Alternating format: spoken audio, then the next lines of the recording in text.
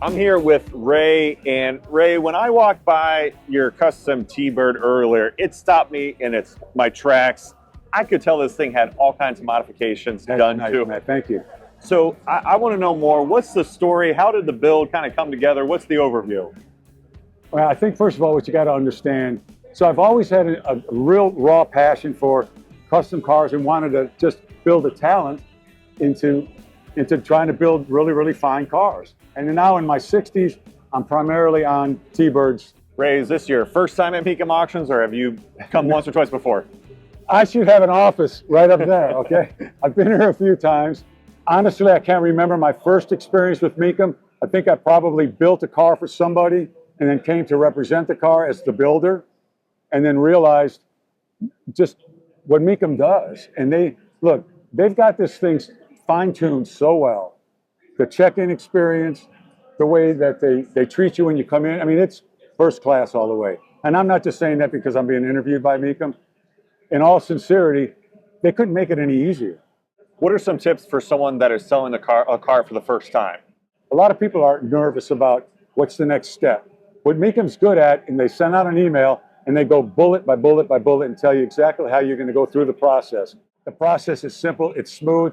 You want as much buyers in the room, as much exposure as you possibly can get. I camp out. I bring my lawn chairs.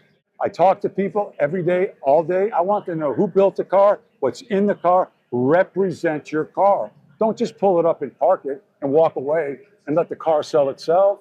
You got to talk about your car. You got to let people know what you did, how you feel about the car. How does it run? Does it leak? Let them know. Be honest with them. And you can sell the car before it even crosses the block. And I've done that.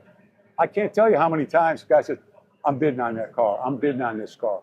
There's a lot to get into on this one, Ray. Let's go get a closer look.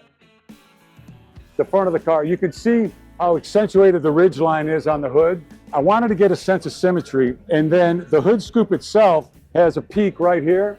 So I wanted to get this ridge, this high element right here, this highly accentuated ridge line with a peak right here. And as you come around the side, Ford originally took the Thunderbird script and they put it right here on the fender. And from day one, I thought that script needs to go right here. I mean, there's actually a style line for it.